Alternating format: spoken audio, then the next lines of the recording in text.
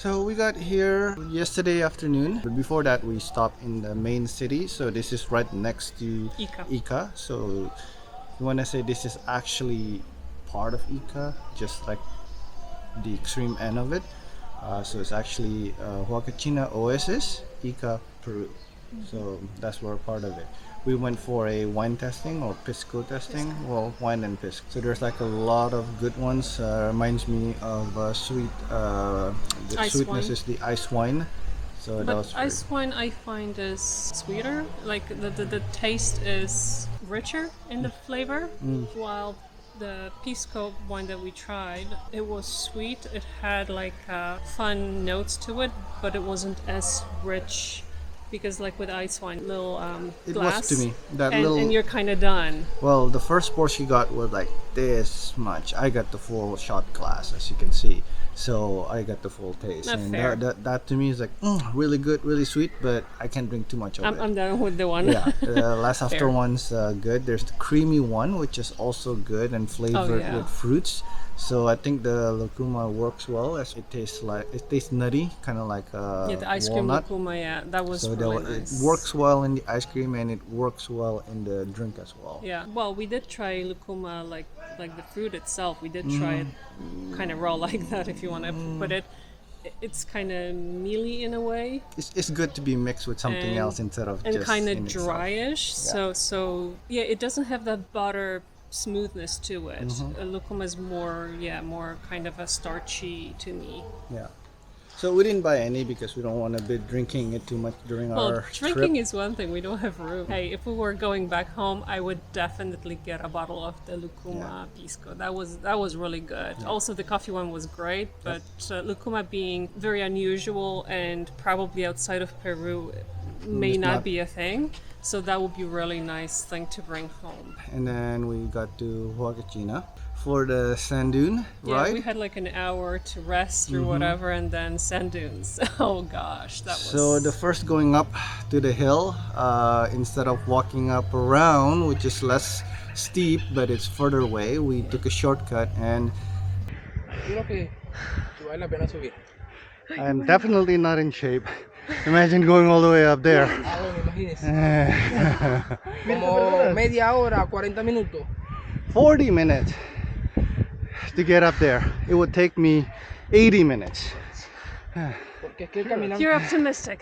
No, Going up, that was yeah. If you're not used to like walking up steep hills, made out of sand, it's gonna. Then we saw the dune buggy. It was really nice. I was able to attach the camera to it, and the first ride was actually cool. A lot of turn, twists, up and down. So that was a lot of fun. Yeah, like a small roller coaster. Bumpy ride. Hear some screaming, but they're not from you. So they're all I'm gonna zip in my the back. mouth and ride it. And yeah, my hair got blown back. Great You hairstyle. look at it, it looks like I have a new hairstyle. So there's an option to basically rent a ski or a snowboard, but it's like 50 soles for that. And the ride itself is, I think it's about 35 soles for the dune buggy ride per person. So the rental for the board or the ski would cost more than thing Yeah, itself. ours was included in our ticket from Lima to Cusco, so we didn't have to pay extra. The bodyboard is included in the price, but yeah, if you wanna, if you feel more comfortable on skis or snowboard, probably would be preferable. Yeah, there's another extra fee. We didn't have to pay. It was covered for us, but for others, just like when we went to in Paracas, when we went to the reservation, national reservation, we need to get that tax ticket. So some had to pay extra on top it's, of the tour fee. Yeah, So it was 3 soles 60. So it's like this. If you want to go just walk around the dunes here, like in the vicinity. if you just go around the water here, where everything Yeah, is well, fine, but if just you're here, going yeah. towards, I don't know if you can see, towards where the dune buggy would be over there or over there. If you want to enter the dunes, you have to pay that entrance fee, if you will. Yeah. But yeah, on the boogie board or the body slide, I saw people with the ski and board. Yeah, we had a few of those with us. I would feel more comfortable in that because I do ski and snowboard back in Canada. So I'm not an expert at it, but You have some I have experience. some experience, and I think I'll be more comfortable in that because you can actually carve, so you can actually go control the descent. Where on the boogie board or on the bodyboard, you're on it And you and you just go down. slide directly straight as you can see here. So I'm trying to brake with my feet like everybody else, but at some point the momentum just took over and you're just sliding at full speed. So it's scary at time. So scary that Yeah, I opt out of that portion because I'm not very good in with these things. So I stayed in my carriage. yeah, the princess in her carriage. Hey, I enjoyed being up on those dunes. It was absolutely gorgeous. It's The beautiful. wind blowing the sand and the sand particles just walking on the surface of the dunes was really amazing. Looks beautiful, but damn, you get sand all over you Yep. and all over the camera. Well, you kind of should expect that, but if you have any cameras that have like mechanical parts to it, don't bring it with you. Do not bring anything like that with you. So I made a mistake. I forgot my phone in my pocket. Number one, the pocket is full of sand. Number two, it could have easily rolled out while I was sliding. I just remembered when it's like, oh, that's a nice view. Let me take a picture. Oh shoot, a lot of sand in the pocket. So I took Yeah, the and we do cam- have the flip phones, so yeah, they It was all over, and I made a mistake of basically operating it, and the sand got into the folding mechanism, and I can hear the crunch, crunch, crunch where the gear and the sand meet. So yeah. the ride was fun, the slide was fun, scary at times. Reason why it's scary for me is it's because of the control. I do not have control. I cannot lean left, right. Yeah, you just You tuck your can, but it elbows was and really you just hard. slide Yeah. down. And to slow it down, or you can't stop it, but to slow it down, like I said, at certain momentum, you can't do it, or at least I couldn't. And basically, that's where I get a little scared because of the lack of control. But we didn't want to lose anything, so we put all our belonging in the bag. We just carried the cameras and a few things with us, like Water, water. sunscreen. So water, sunglasses, Yes, you need those, really. anything to cover with your face, mask. So windbreaker, for sure. You may or may not need it. During the beginning of the trip, you don't, but at the end of it, once the sun comes down, Yeah, it gets cold pretty fast. it And doesn't. how many slide did we do at Five. the end? Five. So Five- that five was peaks. that was a lot. I didn't expect that at all. Number one, the Dune Buggy ride. We go to multiple stops at it. We just do a little ride and then do one slide and then we go back. No, we went to 5 slides and Yeah. a different degree. Like, I thought that we would get like 3 maybe. Maybe, yeah. But yeah, we had 5 in the end. It was more than satisfying for sure. Yeah. At the end, the last slide, I end up going first, and it was a big mistake because you have that ledge going and you don't know how. Where you're landing, basically, Yes. where it's going. Yeah, if you don't know the terrain, it's kind of definitely. And I think that's part of the thrill, right? You don't know where it's gonna go. I usually let other one go before me, but everybody was enjoying the view and they were calling, and Yeah. I was the first one there. I was like, okay, great. But yeah, as soon as I go there, I went over the ledge.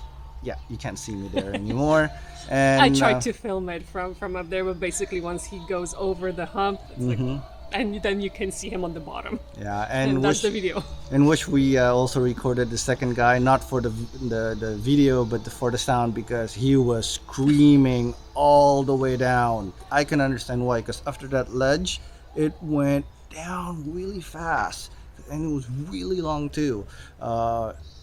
So I guess that's why the other two decided not to go. After all the slide, we did a little bit more of a trail ride. That was a lot of fun. And then we basically went to this place to just watch the sunset. Yeah. It was beautiful. Best time, I think the most popular time as well for the dune buggy would be at 4. So we'll be doing all those ride and the slide. And then by the time for the sunset, and that's where it's the most, I guess, beautiful time to enjoy the view scenery. From what I heard, like other people chatting, I think during the day they do it shorter. They do an hour, I think. Which is kind of understandable with potentially the heat. Heat, yeah. The forecast says 30 degrees Celsius, but I think it feels more like 40 when you're gonna be up there for sure. So we didn't see much other buggies while we were there. Like it is nicely spread out. Yeah. I guess everybody have their own route. So Seems like if you go one tour with another tour, most likely you won't be experiencing exactly the same because the driver is gonna be different. The path that they're going to is going to be different, and sand dune is quite dynamic. Kate was saying, yeah. As the sand goes with the wind, it will move. It's quite natural. I don't know how much it moves, especially on the big dunes, but it does. so two things are happening at the end of it.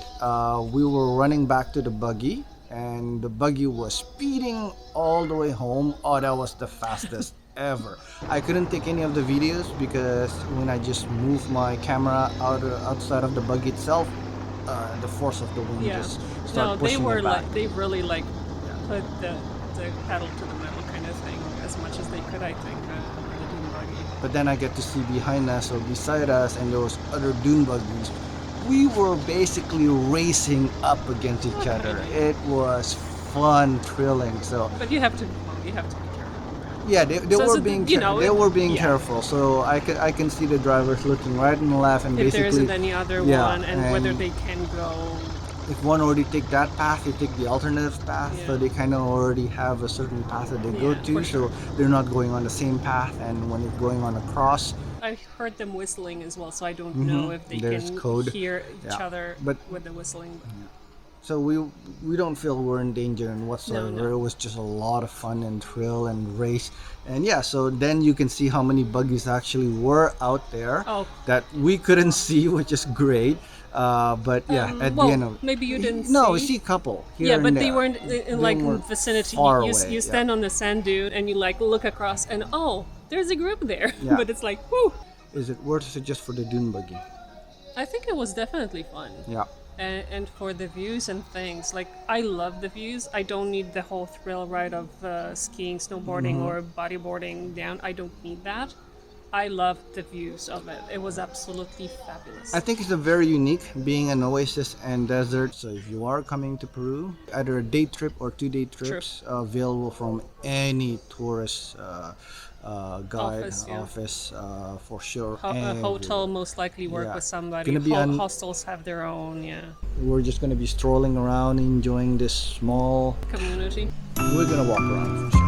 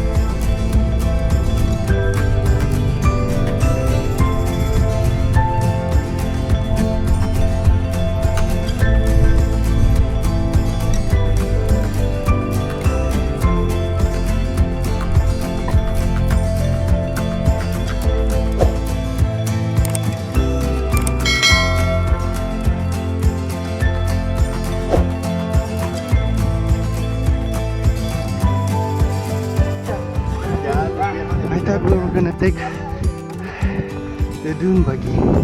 We are. But now we have there. So apparently there's an easier way there, just further, but it's okay. Took the shortcut, but buggy right there.